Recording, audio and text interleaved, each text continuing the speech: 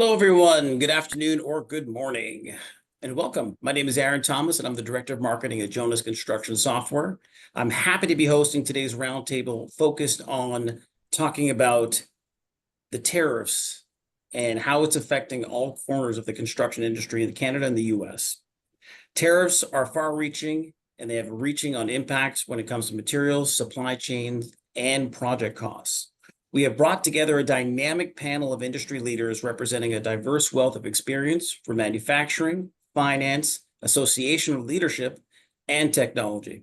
Our panelists today are Charles Occhino, President of Aetna, Bill Hutcherson, CFO of Achilles, Inc., Ken Lancastle, COO of the Mechanical Contractors Association of Canada, Scott Grobel, President of Cougar Technology Services, Matt Saunders, President of Jonas Construction Software, and Orton Baker, VP of Partnerships at Jonas Construction Software. Today, we'll dive into how tariffs are influencing raw material costs, the challenges around supply chain management, and how contractors and manufacturers alike are preparing for what's next. We'll cover the essential upfront, we'll chit-chat, we'll have a great discussion, and there is a Q&A button on the bottom of our Zoom conversation that we encourage everyone to click on, ask their questions so our panelists can engage throughout the session. It is my pleasure to introduce Matt Saunders of Jonas Construction Software for some opening remarks. Matt? Thank you, Aaron, and thank you everybody for joining today. And as we were just talking about in the preamble before we were getting ready for this, that at any given moment, anything we say today could be completely wrong if some numbers do change or some tariffs do change or things escalate or don't escalate. So bear with us. We'd love to have lots of questions today, but maybe I'll just kick it off and talk a little bit about how we got here for those of you, just a quick recap. So how has President Trump been able to do this? He's using an Economic Powers Act called IEEPA, or the International Emergency Economic Powers Act. Typically and historically, to enforce tariffs, it would need to go through Congress, but he's avoided that by saying that there's an emergency and that Mexico and Canada are flooding the US market with fentanyl and illegal immigrants, so he's been able to avoid going to Congress and enact these tariffs. However, when you look at the statistics behind that, in 2024, there was a grand total of 43 pounds of fentanyl seized between going through from Canada to the US, where the Mexican border into the US, there was over 21,000 pounds of fentanyl. So it's not a broad strokes issue across the Canadian landscape, and similarly with immigrants coming into the US from Canada. However, Trump's been able to get away with this thus far. When you look at tariffs in general, and previous presidents, if you look even back to President Trump's first term in office, he tried to enact tariffs to reduce the US trade deficit. It didn't work then. It's unlikely that it's going to have the effect that he wants, although it is disrupting economies and disrupting business. But when you factor in the low unemployment, an aging labor force, reduced immigration, both legal and illegal, in the US economy, the likelihood of capacity and production being brought back is very unlikely. In the manufacturing capacity in his first term dropped 2% as a result of the tariffs. So it's unlikely that it's going to pick back up. But anyway, we will see sort of where this goes. Tariffs, as Aaron said, are disrupting. They're already disrupting many industries, including the construction industry. There's going to be challenges with, the way these economies work together between Canada and the US. There's deep integration of supply chains, reliance on cross-border materials, and obviously everybody's sensitive to cost increases. So it looks like that's going to hit on both sides, whether it's lumber, steel, aluminum, concrete, aggregates, whatever it may be, as inputs. So there's a lot of uncertainty, which causes people to slow down decision making, which is good for anyone. They're predicting a slowdown in construction of a 3 to 5% slowdown in the near term. Obviously, there's going to be pressure on both sides with cost increases. And then you look at inflation and interest rates. How are they going to go and what's going to happen? If these tariffs do hang around for longer periods of time, they're predicting an increase of up to 8% inflation and interest rates in the US, and in Canada up to 9%. So obviously that'll dampen demand and idle some of the trade. So hopefully cooler heads prevail and we get past these tariffs and back to some sense of normalcy. But in the short term, it is a hit, and I'm looking forward to the discussion we're having today about some things we can do collectively to mitigate some of these tariffs and continue to operate our businesses in a healthy way that isn't too disruptive. So maybe back to you, Aaron, to take it over and dive into some of the questions. Get that. So the first question is going to be sent over to Ken as well as Bill. So the question is going to be, number one, Ken, since you're part of the association of mechanical contractors, what are some of the members that you have right now? What are some of the concerns that they've brought up so far since the tariffs and the reciprocal tariffs have been brought up? Love kicking it off. It's a big question, but I think if you're going to put it in one word or less, it's uncertainty. There's a lack of predictability, and there's a lot of uncertainty in the marketplace right now with respect to how are the tariffs impacting both sides of the border, but also I think, as Matt alluded to, it's such a highly integrated North American supply chain. So once the tariffs were announced, when President Trump had initially announced tariffs in late 2024, there was a lot of question marks even at that time. What was the impact going to be on the construction industry? And we took a pause. There was a lot of back and forth question. Is this something we can anticipate we are going to see in 2025? And obviously, as inauguration day hit and executive orders began to be signed, it became very apparent that there was going to be challenges that our industry was going to face. But as Matt said, and you've alluded to as well, Aaron, from the outset, this is changing so rapidly and it's changing day to day. And that uncertainty does not help the industry in the long run. It doesn't allow for contractors to focus on doing the work. It doesn't allow for project owners to focus on ensuring that the work is in the pipeline to get done. And our economies on both sides of the border are facing, housing crisis, infrastructure challenges. There's a lot of work that needs to be done, and the uncertainty does not allow or create an environment that allows this to be done productively and effectively. Gotcha. Bill, if I can just ask you from the, your perspective in the States, what are you hearing from some of your counterparts as well to reflect what Ken had just mentioned? And you're on mute, by the way. Okay, I think I agree with Matt from the standpoint there's a lot of uncertainty. I mean, there was a lot of uncertainty even going into the election last year with the U.S. economy, with high inflation, and there was so many different things going on. So, and I think at that point, a lot of the funding started slowing down from our side. We've seen a boom, at least in Tucson. I've been with this company for almost 12 years, and we've been growing at a pretty rapid rate. And over the last several months, we've seen things slow down. And now with the tariffs and a lot of uncertainty, I mean, even today they talked about President Trump easing some of those, but nobody knows what's going to happen. And we won't know probably until April 2nd. But we've definitely seen some slowdowns, and I think that's going to continue on. And that's all over Tucson. And I'm even hearing into the Phoenix area. And Phoenix is the fourth or fifth largest city in the United States. So from that standpoint, we're kind of waiting and seeing, but we're also taking measures to protect ourselves. And there are several things that I feel like we can do. I won't get into that now, but we're working on that right now so we can mitigate some of the potential things that could be happening in the next few months. Oh, Aaron, you're muted.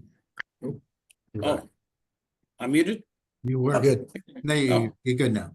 Oh, okay, thank you. Charles, when you think about, what Ken and Bill had both said, what is the impact that you find in terms of when you're creating a project, when there's a new job coming in for quoting, what are the challenges right now that you might face with this uncertainty that's there right now, where there could be a 25% tariff, there could be another 25 reciprocal tariff, so 50%. How do you bill for something like that? How do you put together a project for something like that? Well, my company, the type of business that we do, we don't do projects, so ours is kind of ongoing maintenance of existing buildings. That's the majority part of our work, and the other part of it, a good chunk of it has to do, the project aspect of it is we do a lot of EV installations. Okay, now tariff or no tariff, we've seen this before. Okay, when we had the blockage of the Panama Canal, the ship that got stuck inside there, we saw lead times and a lot of the stuff that we bring in is electronic, like drivers for lighting, electronics for the chargers to be able to run that. A lot of the chargers, it's like companies that we deal with come out of China. So as I said, we've seen delays. Okay, even prior to the tariff and all that, we could try to get a drive, all of a sudden it's a 20-week delivery lead time. So we're kind of used to that. The problem that happens now with this being in the media so much, I think what you're getting, and probably Bill alluded to it, people are going to start hoarding. I'm sure people are just buying a lot of stuff, hoarding, which is going to aggravate the problem even further. All right, so from our standpoint, we got to pass it on. Simple as that. We already put clauses in our contract and say, hey, this is my price, but when you give us the order, or we place the order, if a price goes up, that's going to be your responsibility. That's all we can do. Is it going to make our customer happy?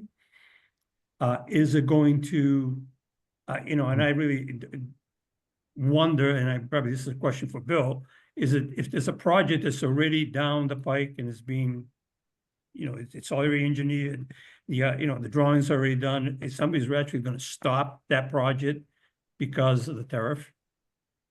I mean, I doubt it. My sense is the way he operates, this is a negotiation ploy. Okay, so I think as soon as we can get to the table and start negotiating, all right, and get it reasonable on both sides, then it's done. Okay, or go away.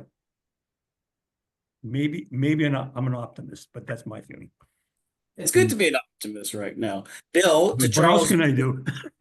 yeah. Bill, to Charles's point, do you see that happening right now, where there's a little bit of companies that are maybe eating some of those costs that are coming in for the benefit of the customer? Well, I don't, so I know, so we have a shop, a fabrication shop. We manufacture all of our own ductwork. So obviously we buy a lot of metal. And so our shop managers say that our metal suppliers are already raising prices even in anticipation. So we bought 6 months worth. And and most of the projects we've got going right now, we've been front loading equipment and everything. As soon as a project hits, we order everything, have it released, so we don't have to deal with the price increases. So I haven't heard about, I don't believe at this point I've heard anything about jobs stopping. I've heard about some jobs getting pushed, but not necessarily stopping in the middle. And I don't know about the, I don't know what else Charles said about buying extra stuff. We're not, other than metal, we haven't really done any of that. Gotcha. So far as what you were saying about the cost, passing it on, we actually haven't dealt with that yet. We're trying to get a better view of what everything is going on right now, but I'm sure we're going to change our contracts somewhat to help protect us, whether it's shorten the clause, if this is good for 30 days, we may shorten that insofar as pricing, but we haven't done that yet. Interesting.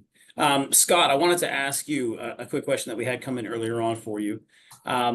With the expected tariffs, how do you think that's going to influence the labor markets in construction, like demand for skilled workers on both sides of the border? I believe, going back to what the other guy said earlier, how much does this impact us? And right now it's steel. So if you're building a steel building, there's a good chance with the inflation or the tariff costs going up, they could cancel that project. Because in contract law, if you don't have a price escalation clause in your contract, the rates can go up 1,000,000% and you're still on the hook for it. It doesn't matter. But in service, it's a little bit different because you buy as you go. And like Bill said, you can pass the cost along, or you can preload it if it's a construction job. So first of all, having a price escalation clause in your contract is extremely important. If projects stop, the labor on the construction side will stop as well. We're in the service business here, and our business is growing every day, all the time. And so some of our clients are slowing down a little bit. They're a little bit nervous. They're watching their funds and their monies. So for us personally, we're diversifying. We're a commercial industrial company, and we are going into home services now. So we're starting Cougar Home Services, and we're going to be going after the residential market just because it's instant cash flow. We can get paid before we leave. So I do believe the market could get tighter.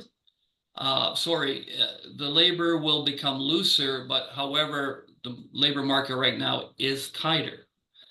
There'll be more construction guys come available. And my experience is it takes a few years for construction guys to get good at service. Interesting. Rod, may I ask Okay. you a question? Sure. So we're talking about labor. Now, you're in the service business. Your technicians out there are skilled.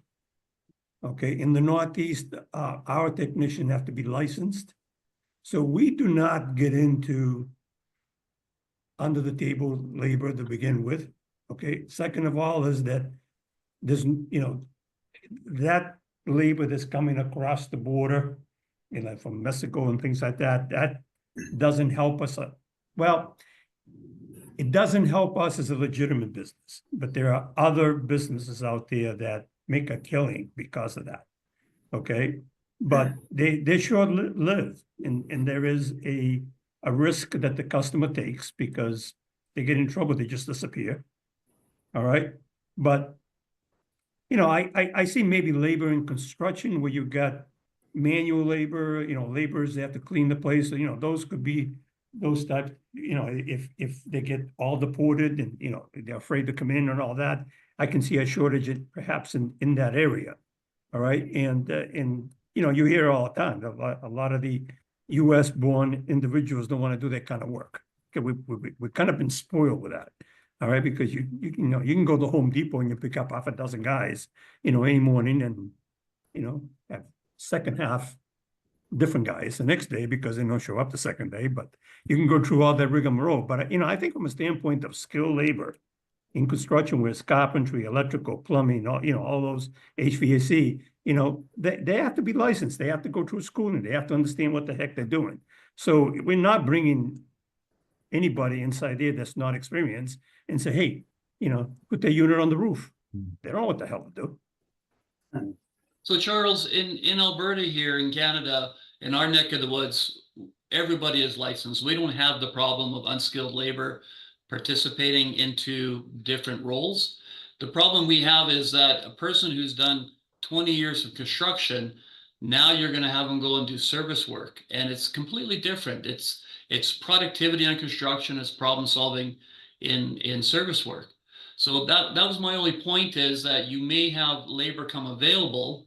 And for those people that do have construction workers, Canada is a little bit unique, as they've started a program. It's a financial support program called the Canada Trade Impact Program. So you can actually apply for subsidies if your workers aren't getting a full 40 hours a week. So the federal government is subsidizing this trade impact here in Canada for trades. Nice.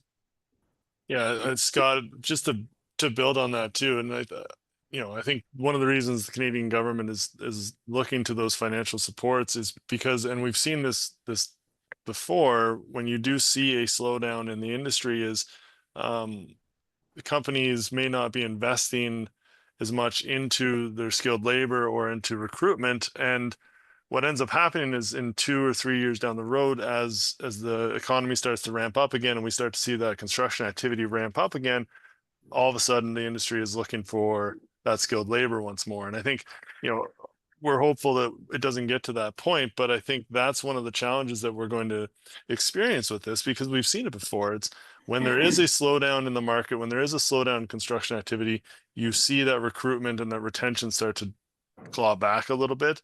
And the end result is that when we do need the skilled labor a few years down the road, when things are ramping up, and we need the skilled labor now, this is not something we need 2-3 years from now. This is something we need now. It's not there for us because companies and the industry they're facing challenges with respect to recruitment, with respect to investing in that skilled labor. And Ken, you You know, are correct. I've seen this twice before happen. And those journeyman plumbers actually leave the trade and find other professions to go into. if I can say something on that, in the U.S. at least, labor has been an issue for as long as I can. It's been for several years. The biggest issue I see right now is the baby boomers retiring because a lot of the younger generation just doesn't want to do construction. So I don't know that the tariffs are going to affect that because we have such a tight labor market in the U.S. and with as the baby boomers retire, and we've had to go out and deal with JTED job organizations, work with community colleges to try and recruit people, get them interested in the trade. So I don't think we're going to have the issue with the tariffs like that. But we've been dealing with labor for several years. I just ask because it's a great point that you're bringing up right now. Everyone is on the skilled trade. Which country, from a skilled trade point of view, does the tariffs affect more negatively? Is it the Canadian market for skilled trade, or is it the American market from an employment standard? Well, in Canada, we have subsidies, so I don't have it affects us as bad as it does in America. Okay. So the impact could be a lot more. I don't think it changes anything, from that standpoint. I mean, either the project will go ahead or won't. But it's from the skilled labor, as Bill said, there's such an incredible shortage. Now, the good news is I think a lot of these younger people are waking up and getting into the trade instead of going to college and racking up a $250,000 loan when they graduate. The salary of skilled labor is, I think surpasses a college graduate, depending. You're right. A journeyman can earn over $100,000 a year. You're getting paid while you're learning. You have no student debt afterwards. And the trades, and in particular plumbing, is a very rewarding trade. You can travel the world with it. We can go down to the States. You guys can come up to Canada. We just need to find more graduates from high school to get interested into the trades. There needs to be a campaign to show them that there's another way than just university and college. Gotcha. And so starting back with Ken, and this is, a lot of people think this is the first time we've dealt with tariffs in the market. And obviously we've had, tariffs on Chinese steel before. We've had other U.S. tariffs that have been involved on both sides. Can you paint a little bit of a picture of what's different now versus what has happened previously several years ago with tariffs that have come in, and how maybe your members are looking at this a little bit different now versus what's happened historically? Well, I think first and foremost, the numbers are just higher. I mean, you're not talking 10% tariffs, you're talking 25. You've heard threats as high as 50%, which didn't come in, which ended up not transpiring. But I think first and foremost, it is the percentages that we're seeing on the tariffs. And then, in Canada, we're facing the issue, not just on the impact that US tariffs would have on our economy, but we're facing the issue of Canadian countermeasures. And there was this tremendous groundswell of Canadian patriotism early on, and I think one of the questions we're facing now is that going to be sustainable? Are we going to continue to see that Team Canada approach, or are people going to start feeling the crunch and feel the pressure, and we're going to start to see some splintering off of that sentiment to, okay, let's just get back to the table, or sort of more focused on our internal industries and our respective industries.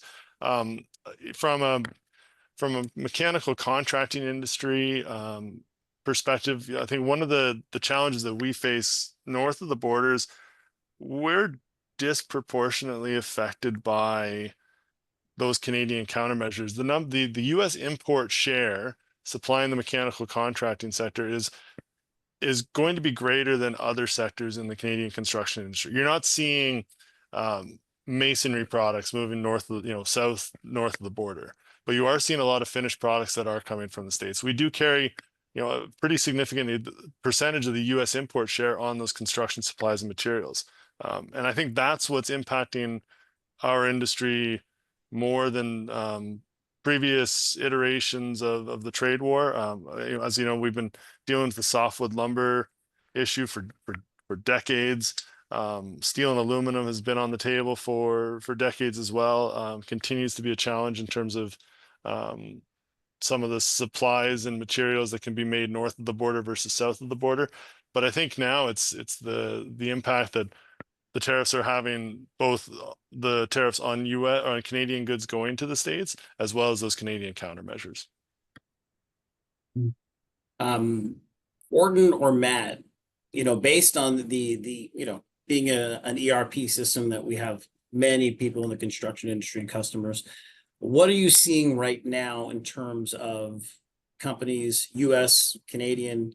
What are they doing? Are you seeing people buying more to this point? Are you seeing a holding pattern? Like, what are you seeing as kind of an ERP, the leading ERP system? I can talk about it for a couple of minutes. I can talk one specifically from a construction software perspective, and more just from another perspective I heard from a colleague. From a construction perspective, I was speaking to one client. We talked about this being the contract issues and what have you, is trying to create an estimate for something that wants to be like a fixed contract. You can't really do that anymore. So what may end up happening is you get different businesses kind of fighting against each other, ones that are willing to kind of lose a little bit of margin just to gain the business, right? So there's a little bit of confusion in timing. Is that should this contract be created? Let's create the estimate. Let's look at what we're having right now, or let's do kind of like what was suggested, is just go buy a bunch of inventory, buy a bunch of you mentioned, Bill, buy a bunch of stuff in advance and kind of hope you can weather out the storm. So it's that big level of uncertainty.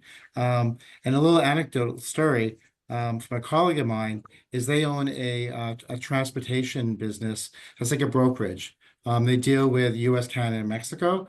And when these dates come up, what they do is parking the truck on each side of the border. Is parking 100 trucks on the US side and 100 trucks on the Canadian side. They're full, knowing that the price is going to go up maybe tomorrow. So then at least we have the goods across the board on the other side, so we don't have to deal with the tariffs. And knowing that now, that could apply to the construction industry as well. If you're trying to get a whole bunch of goods, let's say delivered for metal or fabrication or aluminum, whatever the case may be, is the fear that should I go buy all these materials and stuff in advance just so that I don't go through the challenge of doing a contract where someone's going to say, well, I don't like the fact you're going to be raising the prices based on these tariffs because I really want a contract where I know what the estimate's going to be and I know what the I can control what those costs are going to be from, the people that you sell your services to. And those are the things that I'm hearing, both anecdotally from, different industry professionals and just talking to our clients. Matt, did you want to add something into that? No, overall, I think it's just, in talking to our customers, it's the uncertainty, right? There's things are slowing down, decisions are slowing down a little bit. I think at the end of the day, we all believe cooler heads will prevail and we'll get through this. It's just a bit of a bump in the road, whether it's for a quarter or two or a couple of years, we're not sure. But it's just nobody likes uncertainty, right? So if you're bidding on a job and you can put in, here's our price plus whatever tariffs are and get it accepted, great. But is everybody going to do that? Or other people, as Orton said, going to try and undercut it? That's a concern. On the service side, I think it's less of an issue because there's a lot of belief that they can pass those costs on. But I think it's just one, how do you figure this out? Two, whatever we say or hear today, is that going to be what we are planning for next week, next month, next quarter? So I think from a forecasting perspective, it's tough. I think the companies that, as Bill said, the companies that can afford to, purchase some inventory to hopefully get through this will potentially be better off because it doesn't look like prices are going down anytime soon. So they may be better off than others, but at the end of the day, we'll all get through this and it's just a bumpy period. Yeah. And just a quick reminder, Pam, we got your message on the Q&A. please, if anybody has a question for the panelists, put it into Q&A. I believe she wrote a message saying we also couldn't do that during COVID. Pricing has changed weekly. So this was to a point that came up before.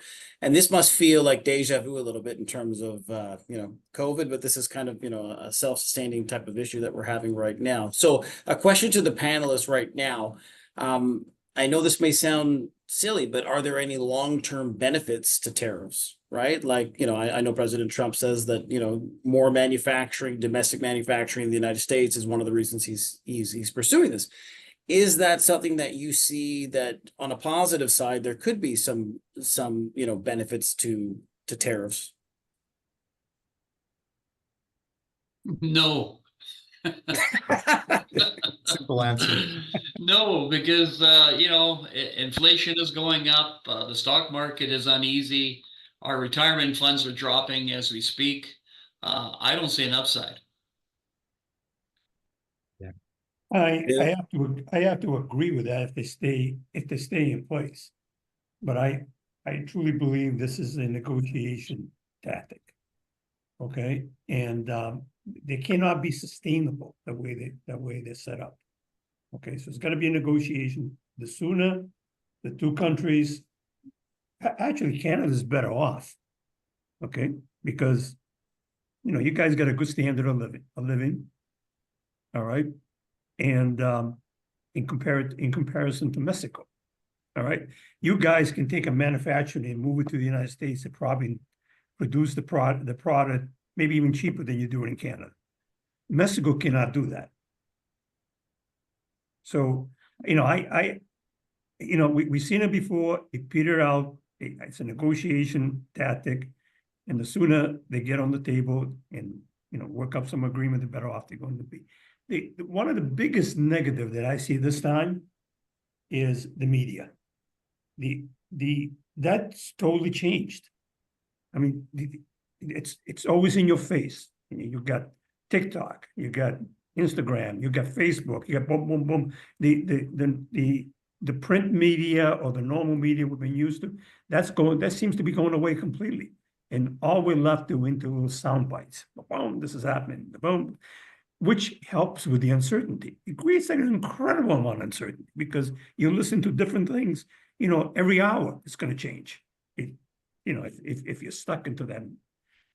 But Canada has another disadvantage. If we're buying in American dollars, we also have a 40% exchange differential.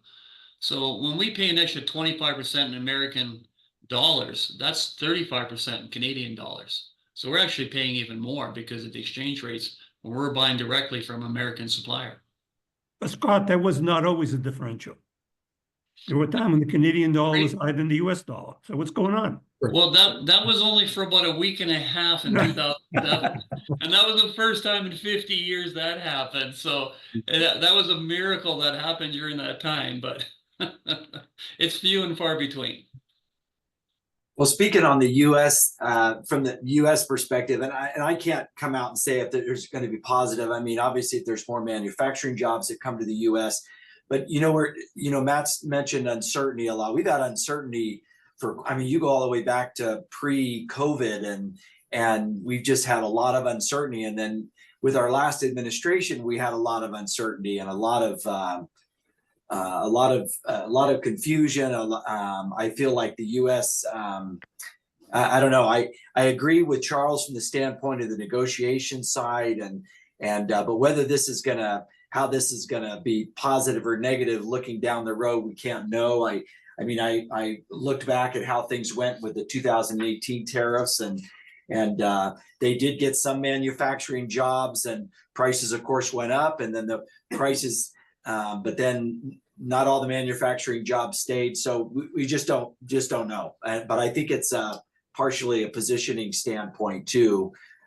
So yeah, I don't know on that. Interesting. Ken, I know we lost you for a second, but Yeah. a quick question for you. Seeing that you're in Ottawa, you're close ties to the, with your association with the government. Let's say April 2nd comes in, there's a reciprocal tariff of 25%, so a total of 50% tariffs now. What does that look like for your members who are getting either on email or phone to you and trying to figure out what do we do? What happens in that scenario for yourself? Yeah, well, to the previous question in terms of whether there is a benefit or a long-term benefit of this, and I think Scott said it very succinctly when he said no. I think you're going to see a lot of politicians who are trying to do their best to suggest that there's opportunity here, and I think as Churchill once said, that never waste a good crisis. But there, that opportunity is going to be. It's going to be a lot of roadblocks ahead if we're going to transfer this this crisis into opportunity. There is potential for more domestic sourcing of products in Canada, more domestic manufacturing jobs in Canada, more investment in trade enabling infrastructure to ensure we can get other trade partners access to the raw materials our country has. But certainly that is not going to be something we're going to experience in the short term. This is a long-term benefit. It's going to take a long time to get there. With respect to April 2nd, I think, if we see those reciprocal tariffs come in, we're anticipating the Canadian government is going to move forward with the second round of retaliatory countermeasures. And I think one of the challenges our industry is facing, and we're starting to hear about this now, is just blanket price increases, not just on tariff goods, but there's just price increases are happening as a result of the tariffs, of these countermeasures. So, we may not see the specific price increase on a tariff good. We're just seeing price increases across the board. So again, it challenges the contractors with respect to how do I treat this within a contract I currently have? How do I treat this within a project that I'm currently bidding on?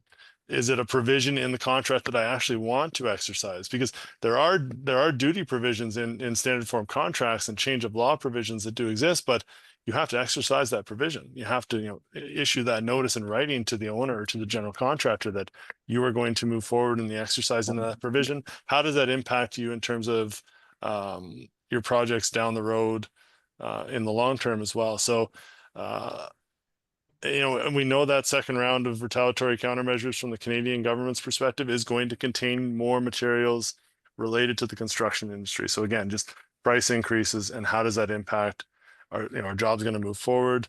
How does that impact our estimating on the jobs we're doing now? How does it impact jobs that are currently underway? So there's one comment I'd like to make, and that is this too shall pass.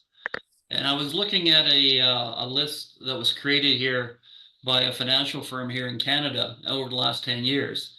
And they said in June of 2015, we had the Greek debt crisis. In February of 16, oil price collapsed. It actually hit $0 on the trading market for a bit. Brexit happened in June of 16. North Korea missile test, July of 17. U.S. shutdown, December of 18. U.S. trade war with China escalates, May of 19. Iraq tensions, COVID, U.S. Capitol stormed. Russia invades Ukraine, central bank hikes, inflation hits 40-year high. Silicon Valley Bank collapses. Israel-Hamas conflict. Yen carry trade unwind. There's been 15 events in the last 10 years that affected the marketplace. And this is just number 16, in my opinion. Very been a hell of a 16 years there, Scott. I hope we're not increasing the pace but of every these one of those issues. events affected our economies in both our nations. Yeah, and I'm opening this up to the Q&A right now. I'd love to know, and to the panelists right now, do you feel that have the politicians succeeded in terms of having a wedge between Canadian partners and American partners, or do you see there now being a more close network that everyone is working much closer? Absolutely a wedge in Canada. Our marketing, and you guys in Canada see this every day, where they have the commercial, and in America you haven't seen this yet, but there's the border between Canada and the US, and the American politicians are erasing the borderline. And that's the kind of marketing that we're seeing in Canada. I've never seen the anti-American sensitive before in Canada like I have in the last 6 months. People are canceling their trips. They don't want to go down to America. They're scared they're going to look through their phones and get thrown in jail. These stories are being told in Canada right now, and it's scaring Canadians, and they don't want to go to the US. And Pam writes on the chat right now in the Q&A, she says, politicians are putting people against each other and it's horrible. Absolutely. I would agree with that. And I can speak for Matt, myself, and Orton. We were at an event in Austin, Texas, the MCAA, just a couple of weeks ago, and it was great. Everyone was so lovely, and people were joking around, obviously, but I didn't feel that there was any tension between any of our counterparts in the States. And if so, you felt like people really wanted to work together. And I think that's the hope of and the goal that we have as an organization, and trying to have a discussion right now is, how can we make sure everyone's prepared, and how can we make sure that we all, we work together in the best way we possibly can, because we all want the same outcomes, right? I want everyone to be successful. There's an underlying fear in Canada right now that Donald Trump may try and use the military to move into Canada. That's how far it's got. I have a hard time believing that. Yeah. Yeah, I've not heard There- anything on my side. Well, we have a hard time believing it too, but that's the talk that's happening in Canada right now. Just the rhetoric, a lot of rhetoric. And like you Yeah. mentioned, Well, the politicians end up. it goes again to the social media outlets. Exactly. Okay, I Yeah. mean, if it's sensationalized, they're gonna put it out there. Mhm. For my part, look, I'm gonna go up to Montreal and my French food anytime I feel like it. End of story. Okay, We have an election in Canada coming up on April 28th, and the number one topic right now is who's going to beat Trump at the tariffs. That's what Canadians are voting on right now. Yeah, and I think, Scott, that speaks to some of the rhetoric challenges that we're facing right now as well. Being in the throes of an election campaign, albeit a shorter one than they experienced in the US, it amplifies some of this sentiment, it amplifies some of this rhetoric that otherwise might not be as prominent. But because we are in the middle of an election campaign, and because there's two parties that are really trying to appeal to Canadians and their ability to deal with this challenge, we're experiencing some of those conversations more than perhaps we have before. I think, Aaron, as you suggest, there's no hard feelings between individual Americans and individual Canadians. There's hard feelings towards the economic relationship right now. But Canadians are a very proud group of people. And I think that's part of it too. There's some hurt feelings on this side of the border right now. Another message, a couple of messages coming in on the chat saying that we will never win a trade war with the Americans. It is a mistake for Canada to impose any retaliatory tariffs. Let Americans, more political rhetoric on that. I'm not going to get into it, but I think that's a very good point that they're trying to make. And as well, another message on the chat says, it's definitely a feeling here on the West Coast. I think to your sentiment before, Scott, that there is a feeling on the West Coast with what you're saying about people hearing it on social media, the 51st state. I think people are just having a little bit of hard time with it, and they just want to get back to business and work and really harness these great relationships that we have, right? So if it's something you're hearing all the time, sometimes perception becomes a reality, right? Yeah, I think back to what Charles said, though, this is a negotiation tactic, right? We just need to figure out a way to come to the table and figure out how to move forward on this, because the back and forth, the rhetoric, the sensationalizing is only going to get worse the longer this goes, right? It's and we need the US, and Canada needs, and the US needs us. We've been great partners for many, many years. We just need to figure out how to work together again and figure out what the roadmap is, right? We thought we had one with the USMCA. Now it looks like that's going to be torn up. So let's sit down and figure out a path forward. Perfect. So once again, if you have a question for any of our panelists or something that you're doing in your business that you feel that is something that is protecting you or putting best practices forward in terms of protecting yourself against tariffs, regardless where you are on the border, please post it and we will answer those questions. Mario writes, Charles is correct. Negotiations is imperative. So I think that's a great point. I think in the terms of negotiations and that comment, Ken, just because you're in that, I'm going back to you, Ken, because of the association side. Do you feel because we're in an election right now in Canada that hinders us at this point because we don't have that ability to have elected officials being at the negotiation table? I think you have conversations that are ongoing right now as it is. You do have a government, you do have ministers who are involved in those negotiations. I think it hurts the political theater to not have a leader in place, or not, to have a leader with a strong mandate in place.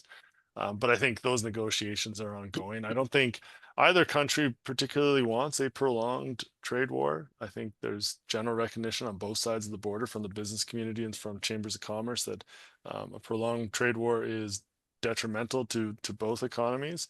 I think from our perspective, well, certainly from my perspective, and I sort of mentioned this earlier, there is so much work that needs to happen across this country right now, across both countries. We're facing infrastructure challenges, we're facing a housing crisis.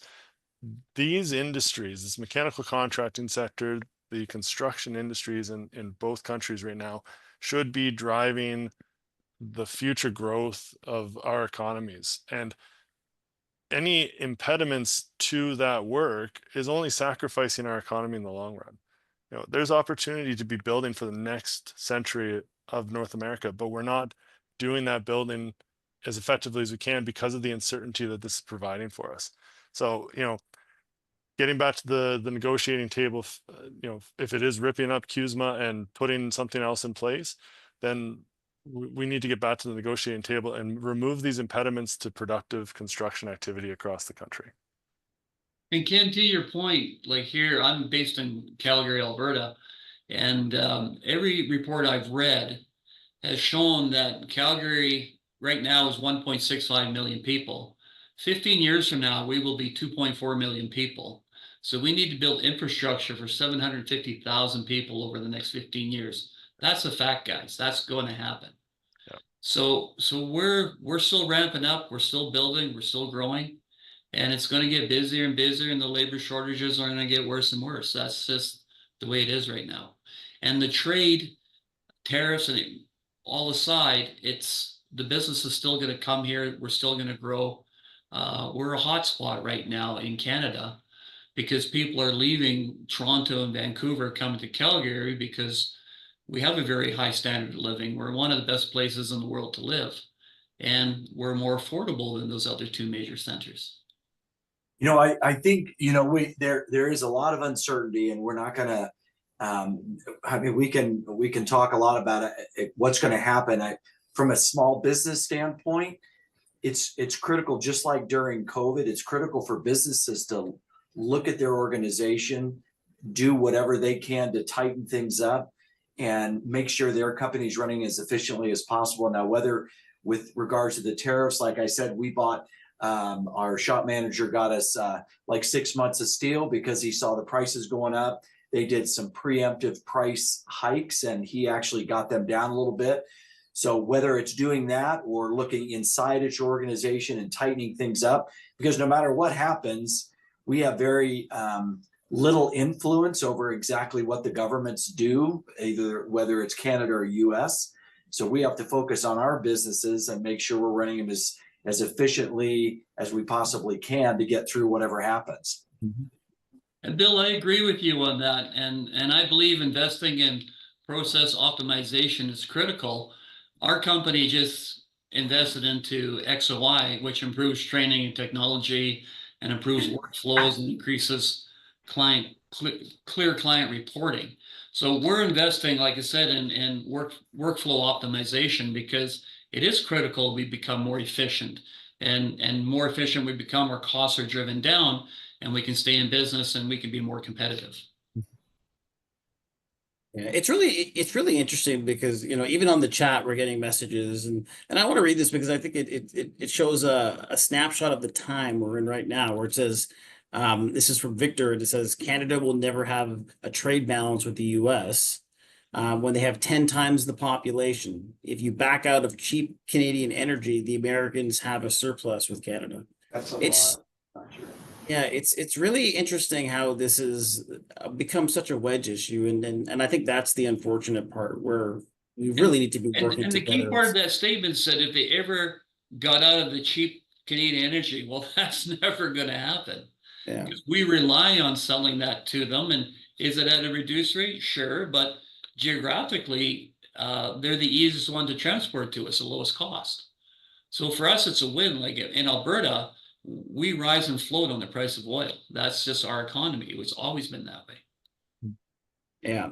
So a quick question that I have for you that came in before was, in terms of all of your industries and all of your organizations, what do you feel is going to be the hardest hit if these tariffs come in? Is it going to be the residential side or the commercial side that you're in right now?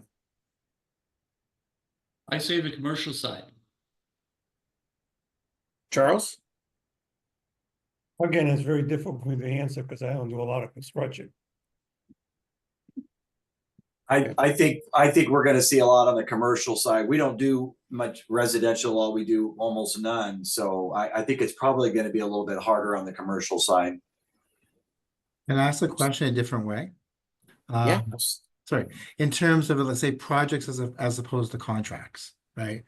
Because I'm thinking from projects, if you have some price escalation policies in place with a project and you do an estimate and you have a contract that says we can increase a certain percentage, that's probably easier than saying, well, I've done a service contract for 5 years for a company and this is the price, and now all of a sudden it costs a lot more. Is there any thoughts on that? And any concerns with that? I'm concerned because what I found is when the economy goes down and it changes with COVID, with inflation, whatever, first thing cut is preventive maintenance in a building. So that affects our business for sure. Because people say, well, why do I need preventive maintenance if I can't even pay my mortgage? Okay. Charlie, what about you? You're in that business. I don't know, I'm sitting here and I'm thinking, we went through COVID and we had all these issues and we got through it. If you look at, forget materials, forget all this stuff. How much has labor gone up in the last 20 years, on the last 10 years? Is it doubled? And we dealt with it. Yeah, I agree with you, Charles. As I said before, this too shall pass. Yeah, I have to agree with it. I go back to, I think a lot of these issues, again, it's a negotiation, we all agree with that. The second issue is the social media. Getting the stuff, I don't know how do you stop that, because I think that's what creates a lot of the confusion, a lot of the uncertainty. And the last thing, unfortunately, you guys are in the middle of an election. Now you got two parties and they want to talk about, what people want to hear. And what do they want to hear? How bad the US is, how bad Trump is, ba-dum. That's not going to help the negotiations. And okay, Charles, one thing we have here in Canada is we have two parties, but one gentleman just took over our Liberal Party, which is your Democratic Party. And he was the governor of the Bank of Canada. He was also the governor of Bank of England. He understands finance, tariffs, economy driven. They were 20 points behind in the poll. Last week, he became prime minister, and now the polls are tied. So they want somebody with strong financial guidance. And I see Canada swaying towards Mark Carney. And it's very interesting because he is a guy that's run the Bank of Canada and the Bank of England. He understands finance probably better than most in Canada. who doesn't want somebody that's financially or fiscally responsible? Yeah. Especially in this situation. We got a lot of problem with that. You guys probably, I'm not familiar, but I assume you guys have the same type of problems. We did, Right. yes. From the state standpoint, the greatest thing that can happen, people, all of us stop paying taxes all at once. Not enough geos to put us in. Really? Only a couple of minutes left. I wanted to make sure I can give every single one of you kind of a closing statement or remark, if you'd like, because I think it's very important for all of your businesses and to really understand exactly what you do and what your hope is and what you hope happens past April 2nd and how things can rectify here and what you're doing to protect your business regardless moving forward. So Bill, from Achilles, let me know exactly what your thoughts are, what you're doing, and how do you see it moving forward to end this conversation? You're on mute there, Bill. You're on mute. From our standpoint, we're, like I said earlier, we're just tightening up our business. We got involved with a business coach recently, and we're doing whatever we can to tighten up and strengthen our company. And because there's going to be constant uncertainty, whether it's COVID and tariffs. I mean, everything Scott went through, the things have gone over the last several years. And so we're just focusing on that because so much of the other is out of our hands. You know, it's the governments are going to figure that out or not. And so, but we have to figure out what we're doing, and we have to do it the best we can. And that's what we're working on right now. So, Ken, if I can get the same from you. Yeah, and I think I sort of mentioned this previously.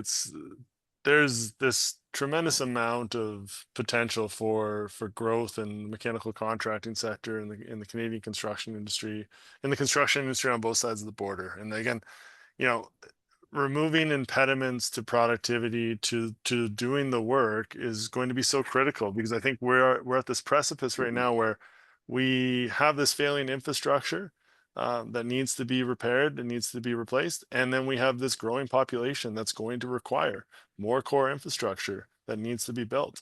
And if we want to build a strong, resilient economy for years to come, for the next generations to come, we need to ensure that the industry is in a position where it has that predictability, that lack of uncertainty. You know, as it stands right now, the mechanical contracting sector contributes $30 billion to the Canadian economy. We should see that number continue to grow because of the amount of work that's coming. And we just need to make sure that the industry is in a position it can deliver that work. Amazing. Charles, because I know you only have a couple minutes. So Yeah, I too, Bill, am bringing in a coach. Okay, this is a second iteration. We did that maybe 20 years ago. But, you know, the goal is to make us as efficient as possible. The other thing I feel is that everybody else in this business has got the same problem. Okay, so if you got to deal with price increases, you know, they're going to have the same problem. It's not going to put me out of business. Okay, providing I do this correctly, and I have to communicate with my customers. All right, they're aware of what's going on, and you're going to get that individual that's, you know, going to hold you to the contract. And if you can't get out of it, you just bite the bullet and do it. But then you just walk away from them. All right. Ultimately, if they respect you as a contractor, they will work with you. Okay. If they're there to screw you, they're going to screw you when the prices go up, when tariff goes up, whatever's going to happen, they're going to do it. All right. So I'm not worried about it. I don't like it. I'd like to see it go away. And I keep my fingers crossed that this is negotiation. And eventually we'll all go across the border and hug each other. There, Charles. For you, Orton. Here's from you from the panels. Sorry, what's that, Aaron? I was going to say, Scott, last words out of the panelists before we go to Matt and Orton. Well, I do want to echo what Bill said. I think as a business, we can work on ourselves right now. We can look at getting leaner, and we can look at supporting our people that we have better. We need to keep the people we have, and we need to train them to become more knowledgeable in what they're doing. And technology is changing, and we have to change with it. We have to spend some money and get them educated in new technologies and new type of systems. So I think we just keep working on what we can control, and that's internally in our businesses. Perfect. Orton and Matt, if you have anything that you'd like to say. I'll add one thing, and it keeps popping up. It's really back to people, processes, and technology. We talked a lot about labor shortages. We talked about ideas, and I've heard this from many people. As I was shown in Chicago last year, where, you know, one of the gentlemen, he actually did a university course, and he's volunteered. And the reason why he volunteered, he wanted to make sure that he trained him a certain way so he could poach him afterwards and make him work for his business, right? So it's just using these different ideas, looking at technology from an AI perspective. We talked about processes. You know, you got coaches coming in to look at how you're doing your business, and is there better ways you can do your business with the software, the tools that you have. I mean, I think all these things are, irregardless of these 16 things that happened over the last year, these are things you constantly want to do to make sure you're using the right processes, you get the right technology in place, you're looking for new opportunities, new partnerships, as well as making sure you get the right people and trying to find new people in any form or fashion that you can. to help grow your business. Good. Yeah, maybe lastly, from my perspective, I mean, ultimately, you know, you want to have your labor and your talents excited to do their job, providing good services out in the market. As was said earlier, you know, labor costs aren't going to go down anytime soon. So where else can we find efficiencies in our business to be able to deliver, you know, to the expectations of our customers? And maybe from a macro level, from the perspective, looking at, you know, the governments that have to help us get through this, ultimately it's about the market. Everybody wants low unemployment. Everybody wants low taxes. Everybody wants their share. So I think cooler heads will prevail. The stock market will sort of equal out on this thing, but we do need to figure out a plan and how we offer Trump an off-road to this, right? I don't think he wants to do this forever. I think this is a one-time negotiation tactic. So we need to sit down at the table and figure out a path forward and take whatever lumps we have to take at this point and, you know, get ready for the next negotiation. But I really appreciate everybody's time. I do agree with Charles. Everybody's in the same boat here, right? We're all trying to figure this out. There is no magic wand that someone's going to figure it out. Nobody else is. We're all going to figure it out together ultimately. So I thank you for your time. And this was great sharing these types of insights. And this is exactly the kind of stuff we want to do more of, right? Some thought leadership stuff that we can share with our customer base. And hopefully some folks on the call got some ideas or some things to think about for their particular business. So I thank you all for your time today. And I'll just add in a final note that at Jonas Construction Software, it doesn't matter where you are on the border. We're proud to have you as a customer. And so hopefully that philosophy stands still with everyone moving forward, regardless what industry you're in or what organization you're in. So we appreciate everything. Thank you so much to all of our panelists for joining us today. This is the first in many series to come. Ken, Scott, Bill, Orton, Matt, and Charles, who just had to take off. We appreciate it very much. Everybody be safe. And hopefully we have a good news on April 2nd. All right. Sounds Thank you. good. Guys, Thanks, folks. Thanks, everyone. Thank you. bye.